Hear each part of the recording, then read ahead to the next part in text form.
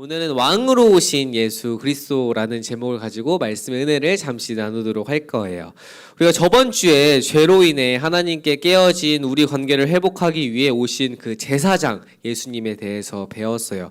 예수님께서는 제사장과 제물로서 우리 죄를 위해서 대신 십자가에 달려 죽으시고 부활하심으로 하나님과의 관계를 회복시켜 주셨다고 우리가 말씀을 통해 잠시 배웠죠. 그래서 예수 그리스도를 통해서 죄에서 승리하고 하나님의 자녀가 될 수 있는 은혜가 바로 대제사장 그리스도를 통해서 또한 어린 양 그리스도를 통해서 그 회복의 관계가 예수님을 통해서 우리에게 얻어지게 되었다고 보았어요.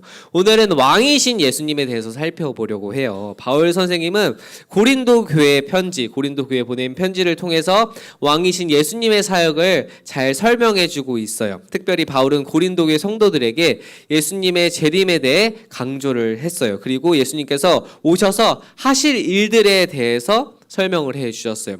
이것을 설명하기 위해 가장 먼저 인간이 처한 상황을 언급하고 있거든요. 고린도전서 15장 22절의 말씀인데 이렇게 우리가 본문에 아까 봤던 말씀처럼 이렇게 얘기하고 있어요. 아담 안에서 모든 사람이 죽은 것 같이 그리스도 안에서 모든 사람이 삶을 얻으리라 라고 이렇게 얘기했어요. 바울은 인류의 대표였던 아담으로 인해서 모든 사람이 죄인 된 것을 말했어요. 즉 아담 이후에 태어난 모든 사람들이 죄인이 되었다고 얘기를 했고, 그러나 이제는 그리스도 안에서 모든 사람이 삶을, 다시 말해 생명을 얻게 될 것이라고 설명했어요. 이 모든 사람이 죽은 것 같이 그리스도 안에서 모든 사람이 삶을 얻을 것이라는 이 말이 생명이라는 뜻이거든요. 원문을 통해서 보면. 그래서 그리스도를 통해서 생명을 얻게 될 것이다. 생명을 얻는 것은 오직 예수 그리스도 안에서만 가능하다라고 바울 선생님이 얘기를 했어요. 그리고 이 죄는 아담 안에서 모든 사람이 죄의 전가, 죄를 얻게 됐다고 설명을 하고 있죠. 히브리어에서 이 아담은 히브리어인데 이 사람이 첫 인간의 이름이지만 이것은 사람이라는 뜻도 포함을 하고 있거든요. 즉 히브리어로 사람은 우리나라 말로 사람이지만 아담이란 뜻은 히브리어로 이제 사람이라는 뜻이에요. 이처럼 이제 아담 이후에 모든 사람들이 죽음을 얻게 되었어요. 그리고 바울은 예수님을 두 번째 아담이라고 설명을 하고 있거든요. 오늘 본문에는 말하고 있지 않지만 예수님은 이 성경에서 보면은 예수님을 두 번째 아담이라고 설명을 해요. 그러니까 인류의 대표되는 두 번째 사람을, 첫 번째는 이제 아담이고, 태초에 하나님이 만드신 사람을 아담이고, 두 번째 대표되는 인물을 반대로 이제 예수 그리스도라고 설명해요. 첫 번째 아담은 불순종으로 죄를 얻게 된 사람이고, 이 두 번째 사람의 대표자 예수 그리스도는 순종으로서 생명을 얻은 자. 그래서 불순종했을 때는 죄가 들어오고 순종했을 때는 생명을 얻게 된다. 그래서 아담과 예수 그리스도를 대조해서 첫 번째 아담, 두 번째 아담이라고 바울 선생님은 이렇게 얘기를 해요. 그래서 예수님이 순종함으로써 하나님께 그 십자가에 달려 죽으실 때도 만일 이 잔을 넘길 수 있다면 해달라고 하지만 그럼에도 하나님의 뜻에 순종하겠다고 하시잖아요. 즉 우리가 삶에서 어려움이 있고 힘듦이 있고 예수님을 믿는다고 하지만 어려움 가운데서도 그래도 주님이 나의 삶에 항상 함께 하실 것이라고 순종을 할 때 우리가 주님의 은혜를 얻을 수 있다는 것을 그렇게 보여주신 것이에요. 그리고 예수님께서는 그 순종을 할 때 어떻게 최후 승리를 하게 되는지를 이제 부활로서 확실한 증거를 보여주셨고, 그리고 바울은 이 순서가, 생명을 얻는 것의 순서가 이제 생명을 얻는 것이 순서대로 이루어질 것이라고 설명을 했어요. 그래서 고린도전서 15장 23절에서 이렇게 얘기하고 있습니다. 그러나 각각 자기 차례대로 되리니 먼저는 첫 열매인 그리스도요, 다음에는 그가 강림하실 때 그리스도에게 속한 자요라고 이렇게 얘기하고 있는데, 이것을 쉽게 번역하면 이런 뜻이에요. 하지만 각각 차례가 있습니다. 첫 열매이신 그리스도께서 먼저요, 그 다음에는 그리스도께서 재림하실 때 그리스도께 속한 사람들입니다. 바울의 말처럼 이제 생명의 첫 열매는 예수 그리스도께서 먼저 보여주셨죠. 첫 사람은 죽음을 가져왔지만 그 다음 두 번째 대표되는 예수 그리스도는 생명을 가져왔어요. 즉 죽음과 생명의 대조됨을 바울 선생님이 얘기하고 있는데, 예수님께서 순종을 할 때 그 첫 열매, 생명의 열매가 그리스도께서 오셨다고 얘기를 했고, 예수님께서 이 땅에 다시 오실 때 그리스도뿐만 아니라 그리스도에게 속한 자들도 그 생명을 얻게 될 것이라고 설명했어요. 이게 무슨 말이냐면 어려운 개념이긴 한데 예수님이 이 땅에 이제 다시 오실 때 예수님이 재림한다라고 성경은 얘기해요. 근데 그때가 언제냐면 아무도 알 수 없어요. 하나님만, 오직 하나님만 알고 천사도 알지 못하고 아무도 알지 못하고 하나님만 알고 있다고 했는데 그때는 이제 도적같이 그때가 언제일지 모를 때 갑자기 땅 하고 온다라고 했는데 그때 우리가 예수님이 재림하게 되실 때 그리스도께 속한 자가 누구냐면 바로 우리들이죠. 이 교회에 온 예수님을 나의 구주라고 믿고 고백하는 자들이 우리들인데 우리들이 그 생명을 얻게 될 것이다. 그리고 이 땅에 오시면 어떻게 될 것이라고 설명을 하냐면 고린도전서 15장 24절 25절에서 이렇게 설명을 하고 있어요. 그 후에는 마지막이니 그가 모든 통치와 모든 권세와 능력을 멸하시고 나라를 아버지 하나님께 바칠 때라. 그가 모든 원수를 그 발 아래 둘 때까지 반드시 왕 노릇 하시리니. 예수님께서 이 땅에 오셔서 모든 통치와 모든 권세와 능력을 멸하실 것이라고 말했어요. 그리고 온전히 세워질 하나님 나라를 하나님께 바칠 것이라고. 즉 예수님이 이 땅에 다시 오시면 이 모든 나라를 통치하시고 하나님께 올려드린다라고 얘기를 하고 있어요. 우리는 이제 현실 세계에 살고 있잖아요. 이제 과학에서 말하는 우리 현실 세계에 살고 있는데 이 성경에서 말하는 또 다른 세계가 있어요. 그 세계가 뭔 줄 알아요? 우리는 지금 현실을 살고 있지만 성경에서 말하는 또 다른 세계가 있거든요. 그것이 바로 영적 세계예요. 영적 세계. 우리는 영적 세계를 동시에 살아가고 있어요. 현실 세계를 살면서 동시에 우리의 세계는 영적 세계. 쉽게 설명해서 영적 세계는 이제 사탄 마귀라고 쉽게 설명을 하고 또 누가 있냐면 성령 하나님. 예수님이 승천하시면서 너에게 성령님을 우리를 돕는 자 성령님을 보내주신다고 했잖아요. 그래서 우리가 어떤 상황 가운데 주님 도와주세요라고 기도할 때 우리의 기도를 응답하시는 분이 바로 성령 하나님. 그래서 우리가 현실 세계를 살면서 동시에 영적인 세계를 살아가고 있다. 그래서 우리가 그 영적 세계에서는 이제 사탄 마귀와 또한 그 하나님과 이제 대적의 싸움인데 우리가 항상 그 영적 세계를 이기기 위해선 그리스도의 은혜로 무장을 해야 된다라고 얘기를 하고 있어요. 그래서 우리가 저번에 살펴보았던 것처럼 요한복음을 보았을 때 예수님이 어떤 존재로 오셨다고 했죠? 어두운 가운데? 어떤 존재로 오셨다고 그랬어요? 빛으로 오셨다고 했죠. 빛으로. 그래서 이 사람들이 어둠 속에 있으면 자신들의 잘못이 드러나지 않고 죄악을 마음껏 저지를 수 있고 한데 이 어두운 가운데 불을 다 껐을 때 불을 조금이라도 살짝 켜면은 이 모든 것이 보이잖아요. 그 빛이 어디 있는지 보이고. 그래서 사람들이 빛이 보이면 내가 죄가 드러나고 내가 마음껏 살고 싶은 것들이 드러나기 때문에 빛이 보이면 그 빛을 끄기 위해서 막 노력을 한다 그랬죠. 그래서 세상 사람들이 그리스도인을 싫어하는 이유가 거기 있다. 예수님이 빛으로 오셨는데 어두운 세상 가운데 우리가 예수님을 닮아가면 어두운 세상 가운데서 우리가 영적 세계 속에서 빛을 내게 되는 것이고 사람들이 그리스도인들을 지탄하는 이유가 거기 있다. 왜냐하면 어두운 세상 가운데 사람들 계속 어둡고 싶어해. 불 켰을 때 목사님이 군대 갔을 때도 이제 근무를 서게 되면은 내가 이제 근무를 서게 되면 강상병님 근무 들어가야 됩니다 하면서 얼굴에 랜턴을 이제 비추거든요. 근데 이제 얼굴에 바로 비추면은 혼나. 왜냐면 이제 눈에 이제 눈부시니까. 그래서 라이트를 옆으로 켜가지고 눈이 안 부시게끔 해서 켜는데 어두운 가운데 이제 빛이 있으면 눈이 부시잖아요. 그리고 빛이 보이면 모든 게 다 보이잖아요. 그래서 세상 사람들은 빛을 싫어해. 세상은 영적 세계는 어두움 가운데 있어. 왜냐하면 죄악되는 세상 가운데 아직 하나님 나라가 이루어지지 않았으니까. 그렇기 때문에 이 빛이 오면 사람들은 싫어하고 우리가 예수님을 닮아가면 그 어두운 세상 가운데 빛을 내니까 세상 가운데 우리가 그리스도인들이 지탄을 받는 이유가 거기 있다. 어둠의 세력은 빛을 내는 우리들을 항상 무너뜨리려고 해요. 왜냐면 빛이 없어야만 어둠 가운데 있고 빛이 있으면은 사람들이 사탄 마귀가 두려워하는 거예요.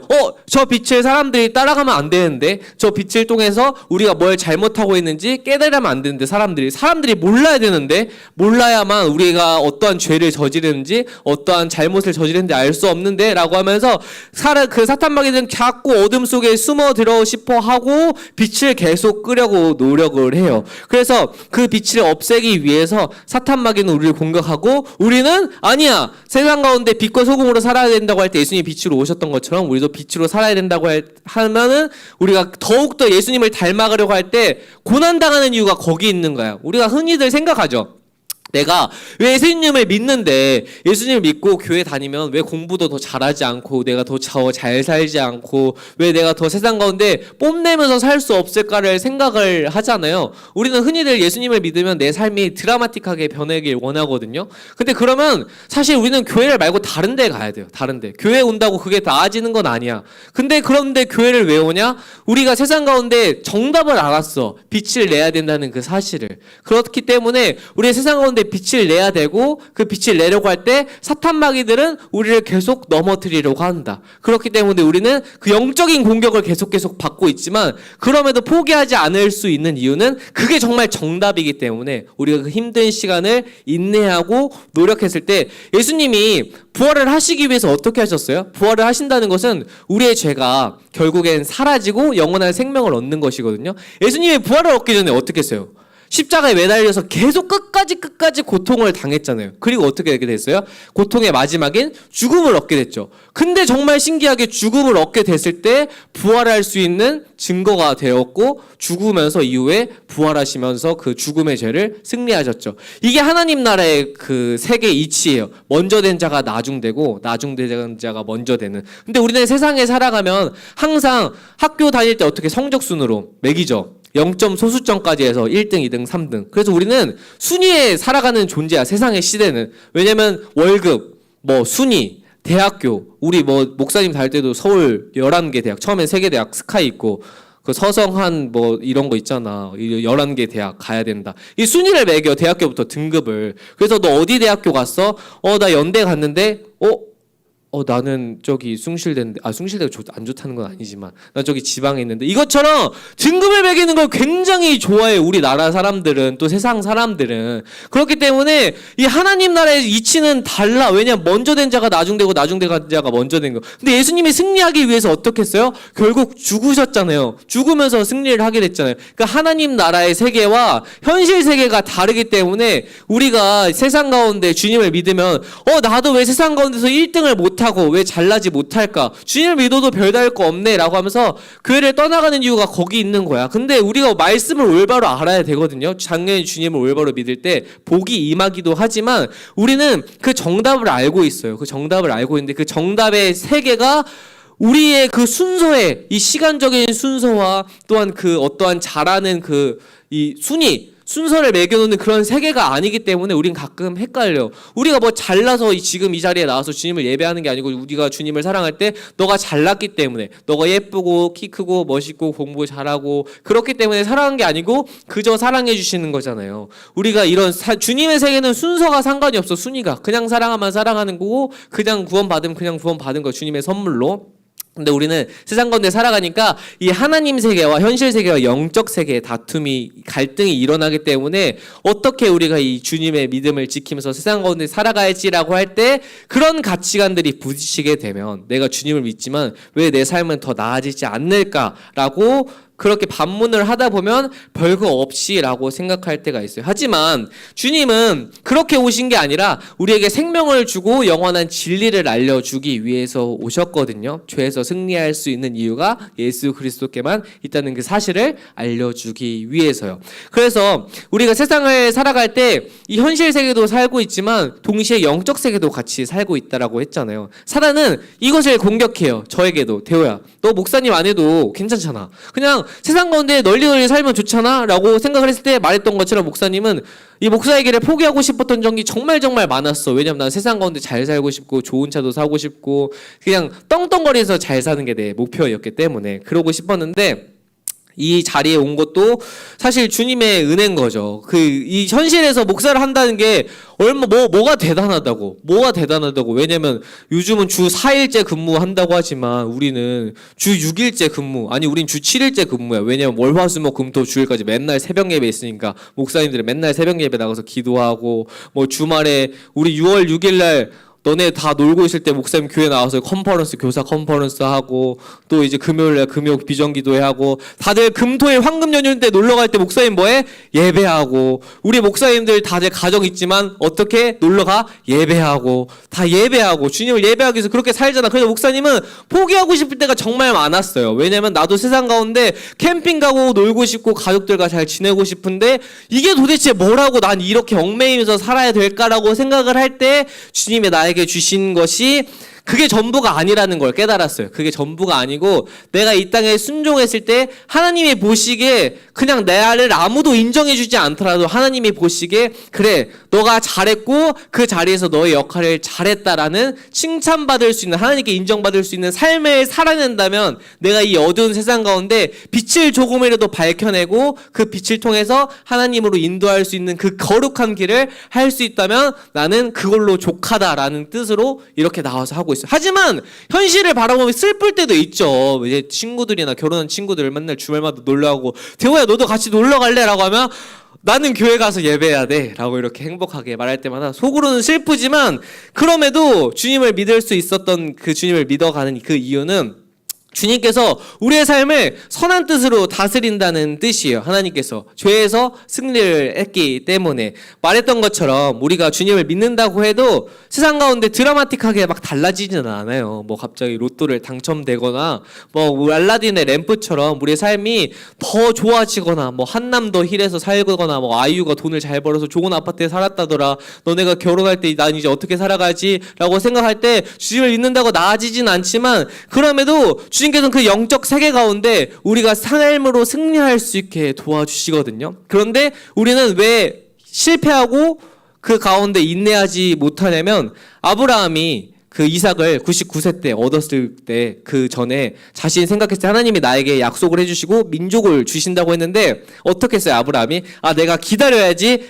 그 믿음의 조상 아브라함이 하나님의 믿음을 기다릴 때 어떻게 했냐면 99세 때 내가 나이는 알지 못하지만 언젠가 주시겠지라고 계속 인내했어요? 아니에요. 여종 하갈을 데려와가지고 이스마엘을 어떻게든 낳았어요. 하나님이 주실 거라고 생각해서 자기가 스스로 해결을 했죠. 그래서 그 이스마엘이 어떻게 됐어요? 오늘날 이제 그 아랍인들 저기 중동 사람들이 그들이 누구를 믿어요? 지금 이슬람 종교들이 누구 믿어요?